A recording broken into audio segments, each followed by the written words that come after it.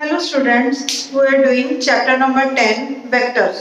In previous video we have done a concept of vectors. Today we will do some more concepts of vectors like addition of vectors, multiplication of vectors, section formula etc.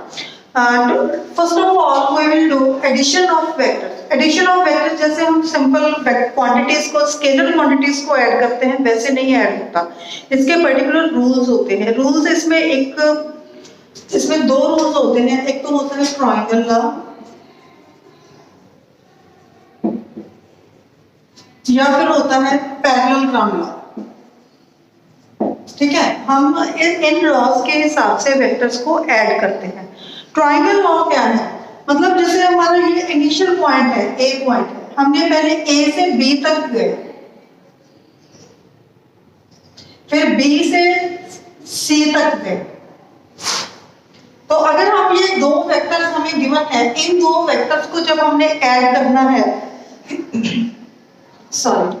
जब हमने इन दो vectors को हमने add करना है तो कैसे ऐड करेंगे? मतलब इसके लिए ट्रायंगल कंप्लीट कर लो और ये ऑपोजिट, मतलब ऐसे नहीं सी से फिर ए में नहीं, ए टू सी तक का ये हो जाएगा. तो हमारा मतलब बन जाएगा A B vector plus B C vector. हमने इन दो वेक्टर्स को हमने ऐड करना था. This is equal to A C vector. मतलब ए, अगर हम पोजीशन के हिसाब से देखें, ए पोजीशन से हमने बी पोजीशन तक गए, बी पोजीशन से सी पोजीशन तक गए, तो नेट डिस्प्लेसमेंट कितनी है? नेट डिस्प्लेसमेंट तो यही है कि अगर हम डायरेक्ट ए से सी तक जाते तो वो हमारा शॉर्टेस्ट डिस्टेंस हो जाता ना, तो वो हमारा एडिशन हो जाती है. ठीक है, तो अगर हमने सिंपल फॉर्म में लिखना हो तो ये जो कॉमन आता है ना, फाइनल फर्स्ट वेक्टर की फाइनल पोजीशन और सेकंड वेक्टर की इनिशियल पोजीशन, अगर ये दोनों सेम आते हैं तो इसको बीच में से छोड़ दो, जो साइडों वाले बचेंगे तो वो आ जाए. ठीक है, ये होता है triangle law. Parallelogram law. Parallelogram law में यहां पर था फर्स्ट वेक्टर की टर्मिनल पोजीशन सेकंड वेक्टर की इनिशियल पोजीशन थी, लेकिन अगर दोनों वेक्टर्स की इनिशियल पोजीशन सेम हो, ये ऐसे हो ए बी एंड सी. अब हमें ऐड करना है A B vector plus A C vector. अब इसमें हमारी इनिशियल पोजीशन सेम है, तो हम इसको कैसे ऐड करेंगे? तो इन दो वेक्टर्स के साथ हम पहले पैरेललोग्राम कंप्लीट करेंगे.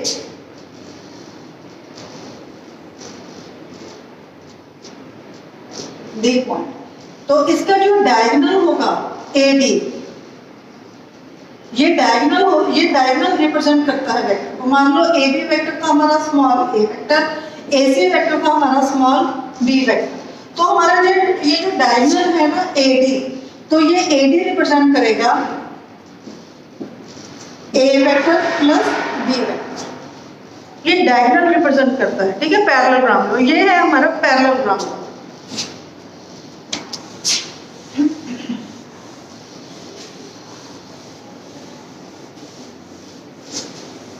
नेक्स्ट आता है मल्टीप्लिकेशन ऑफ ए वेक्टर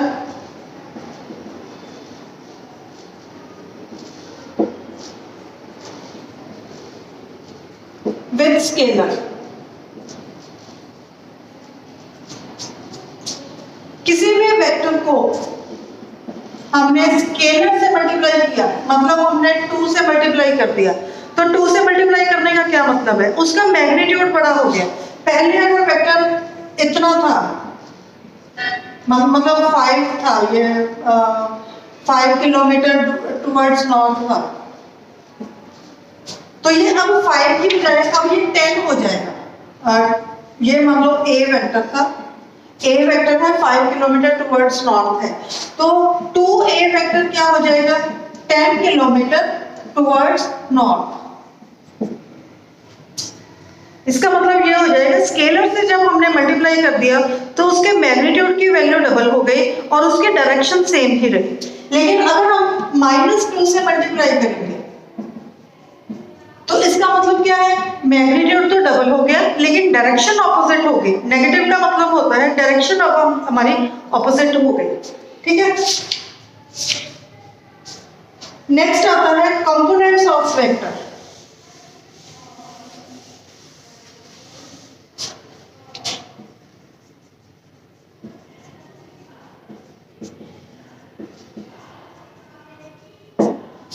अब इसको हम along X axis, Y axis and Z axis इसको रिजॉल्व कर सकते हैं। जैसे हमारा कोई भी कोऑर्डिनेट है 2 5 है, मान लो जैसे हम कोऑर्डिनेट ज्योमेट्री में कहते हैं, तो इसका मतलब क्या है, अलोंग एक्स एक्सिस ये 2 यूनिट मूव किया है, अलोंग वाई एक्सिस ये 5 यूनिट मूव किया है, ठीक है। अलोंग अगर हमारा 3D में होगा तो वो अलोंग जेड एक्सिस कितना है उस हिसाब से वो चेंज हो जाता है। अच्छा, इसके हम करते हैं फिर वेक्टर की फॉर्म में जब हमने लिखना होता है along x axis unit vector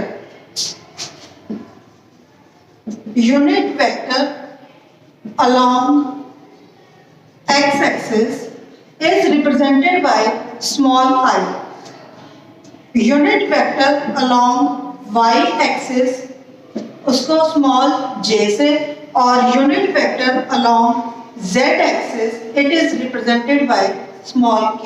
उसके ऊपर कैप लगा देंगे तो इसका मतलब है कि ये यूनिट वेक्टर को रिप्रेजेंट कर रहा है। तो मतलब कोई भी वेक्टर की अगर हमें पोजीशन वेक्टर गिवन है, इसकी कोई भी वेक्टर हमें गिवन है, ये मान लो a वेक्टर है, ये स्मॉल a वेक्टर 2 3 5 थी, 2 3 5 इसके कोऑर्डिनेट्स उसके 2 3 5 हैं। तो इसका मतलब अगर हमें इसको वेक्टर नोटेशन में लिखना होगा तो हम कैसे लिख सकते हैं, 2i cap plus 3j cap plus 5k cap, ठीक है। along x axis it is I unit vector, along y axis it is j and along z axis it is k। ये कंपोनेंट्स हो जाते हैं, components along x axis, y axis and z axis। अच्छा, अगर हमें सम करना हो दो वेक्टर्स का, मान लो जनरल कंडीशन में देखें, अगर a वेक्टर है a1i plus a2j plus a3k और b वेक्टर है b1i plus b2j plus b3k, ये a1 a2 a3 और b1 b2 b3 ये स्केलर क्वांटिटीज है, 1 2 3 है, इस टाइप से कोई ना कोई ये नंबर्स है। तो हम इन दोनों को ऐड कैसे कर सकते हैं, a vector plus b vector, तो इसका मतलब क्या है, i वाले को i वाले में ऐड करना है, i को j में नहीं करना, i वाले को i वाले में, j वाले को j वाले में और k वाले को k वाले में। a1 plus b1 into i plus a2 plus b2 two j plus a3 plus b3 two k, ठीक है। ऐसे ही सब्ट्रैक्शन का होता है, मल्टीप्लाई नहीं करना, सिर्फ स्केलर मल्टीप्लिकेशन हम कर सकते हैं। जैसे 2 को a से अगर हमने मल्टीप्लाई करना होगा तो ये सारी की सारी वैल्यूज 2 से मल्टीप्लाई हो जाएंगे, 2a1i plus 2a2j plus 2a3k। Clear है, इनको सीधा दूसरा मल्टीप्लिकेशन नहीं होगा क्योंकि वेक्टर की मल्टीप्लिकेशन दूसरे टाइप की होती है, स्केलर प्रोडक्ट और वेक्टर प्रोडक्ट, वो हम आगे करेंगे। मल्टीप्लिकेशन नहीं कर रहे हम, मल्टीप्लिकेशन विद स्केलर क्वांटिटी कर रहे हैं अभी तक। सिर्फ इस चीज में दोनों में फर्क होता है, वेक्टर मल्टीप्लिकेशन नहीं कर रहे, मल्टीप्लिकेशन विद स्केलर क्वांटिटी, ये चीज हो गई। अच्छा, नेक्स्ट कॉन्सेप्ट है इसका कोलिनियर वाला, when two vectors are collinear, a and b vectors are collinear if b can be written as some lambda times a, ठीक है। तो इसका मतलब क्या है, मान लो a वेक्टर हमारा था a1i plus a2j plus a3k और b वेक्टर था b1i plus b2j plus b3k। अब कोलिनियर के लिए ये चीज होनी जरूरी है, तो b वेक्टर का मतलब है b1i plus b2j plus b3k is equal to lambda times a1i plus lambda times A2J plus lambda times A3K। ठीक है, तो इनको अगर हम डिवाइड करेंगे तो मतलब B1 अपॉन, तो इसका मतलब इनको कंपेयर करेंगे जब हम I वाले अलग से, J वाले अलग से और K वाले अलग से, तो इसकी वैल्यू क्या होगी? B1 की वैल्यू होगी लैम्डा टाइम्स A1, B2 की वैल्यू होगी लैम्डा टाइम्स A2 और B3 की वैल्यू होगी लैम्डा टाइम्स A3। ठीक है, तो इसका मतलब क्या हो गया? B1 upon A1 is equal to B2 upon A2 is equal to B3 upon A3, this is equal to lambda. ये कंडीशन हमारी हो रही है कोलिनियर के लिए। कोलिनियर के लिए सेम होता है और पैरेललिज्म की भी सेम ही होती है। पैरेललिज्म कोलिनियर ये दोनों सेम ही होते हैं वेक्टर्स में। तो ये कंडीशन होती है। अगर हमें कोलिनियर या पैरेलल प्रूफ करना होगा तो हमें ये कंडीशन बस प्रूफ करनी है। क्लियर है? चलो अब हम इसके कुछ क्वेश्चंस करते हैं।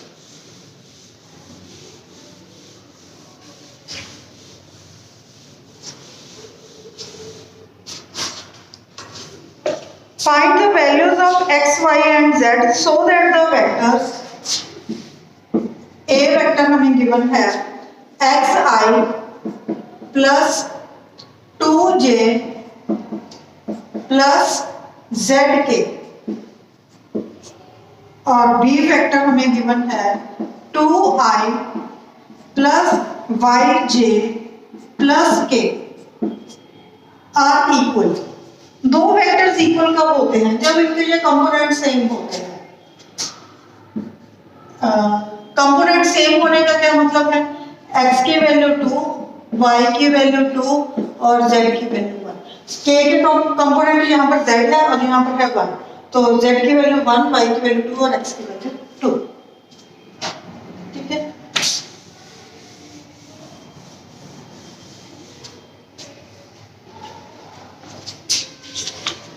Next let A vector A, इसकी वैल्यू है I plus 2j। B vector है 2i प्लस j। इस मॉड ऑफ A, अच्छा मॉड कैसे निकालते हैं? Is equal to mod of B।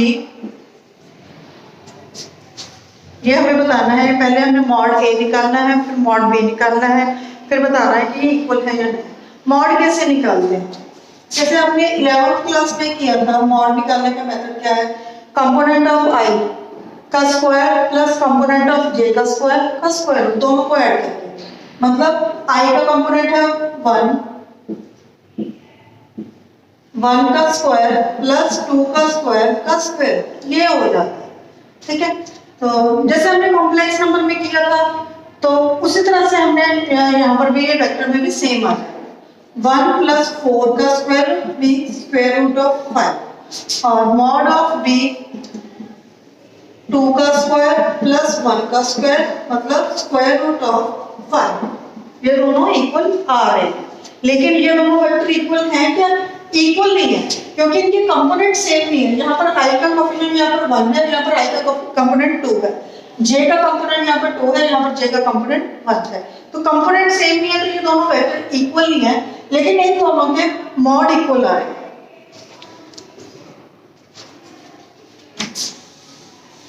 अच्छा, अब यूनिट वेक्टर कैसे बनाते हैं?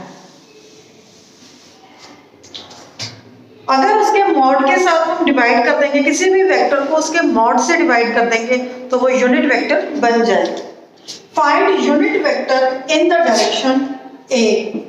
A का मतलब है 2i plus 3j plus k। Unit vector का क्या मतलब है? जिसका मॉड 1 होता है।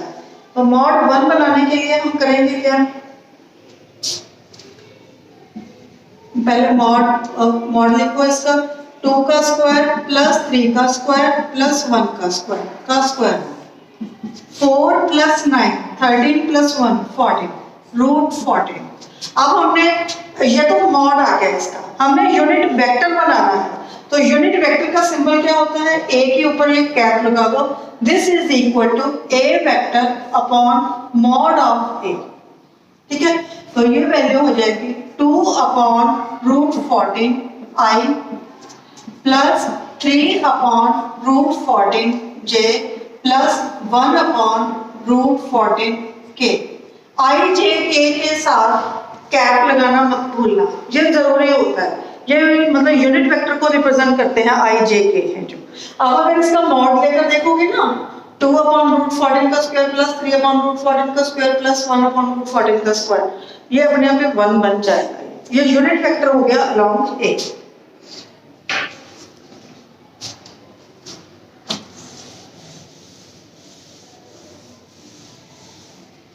नेक्स्ट है find A vector in the direction. A vector हमें गिवन है i minus 2j that has magnitude, magnitude का मतलब है मॉड, मॉड है 7 यूनिट। तो डायरेक्शन के लिए हमने क्या करना होता है, unit vector in that direction लेना होता है। तो यूनिट वेक्टर की वैल्यू निकाल लेंगे। हमें चाहिए यहाँ पर ये मॉड ऑफ ए की वैल्यू 7 है, मॉड ऑफ ए की वैल्यू तो हम अभी निकालेंगे।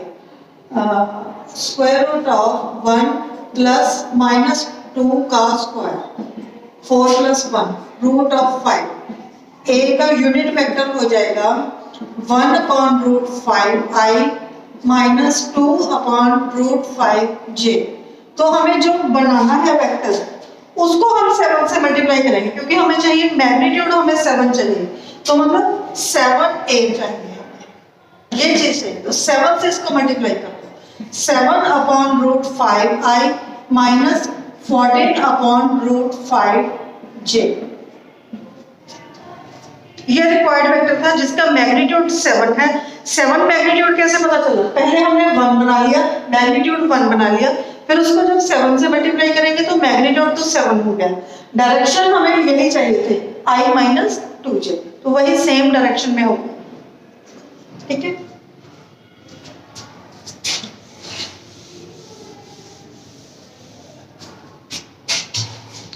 नेक्स्ट है find the unit vector in the direction of the sum of the vectors a and b। a vector है 2i plus 2j minus 5k और b वेक्टर है 2i plus j plus 3k। तो सबसे पहले हमें सम निकालना है, a प्लस b, वेक्टर्स को ऐड करो, 2 plus 2 4i, 2 plus 1 3j minus 5 plus 3 minus 2k।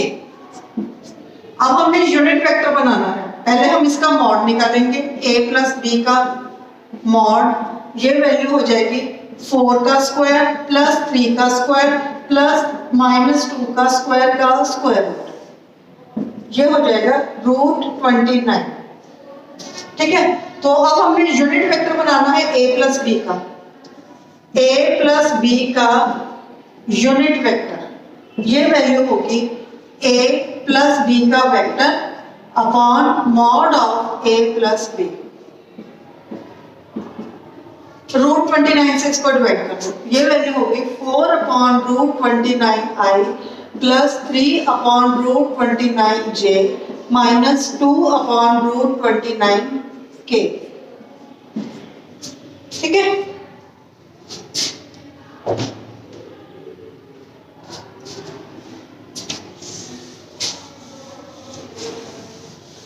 Next ये जो कंपोनेंट्स होते हैं इन्हीं को ही हम डायरेक्शन रेशियोज भी बोल सकते हैं। ठीक है, right the direction ratios of the vectors. हमें वेक्टर गिवन है a की वैल्यू है i plus 2j i plus j minus 2k। तो डायरेक्शन रेशियोज क्या हो जाएंगे, 1 1 और माइनस 2। ये तो होंगे डायरेक्शन रेशियो। अगर इसको हमने डायरेक्शन को साइन बनाना हो, डायरेक्शन को साइन का मेथड होता है डायरेक्शन रेशियोज को इनके मॉड के साथ डिवाइड कर दो, direction ratio upon modulus of A. मतलब पहले हम मॉड ऑफ ए निकालेंगे, मॉड ऑफ ए का मतलब हो गया 1 + 1 + 4 का square root means √6। Direction ratio 1 - 2 है तो ये हो जाएगा 1/√6 1/√6 -2/√6। ये हो गया direction cosine. Basically direction cosine क्या होता है, जो यूनिट वेक्टर होता है ना उसके जो कंपोनेंट्स होते हैं वो डायरेक्शन कोसाइन हो जाते हैं।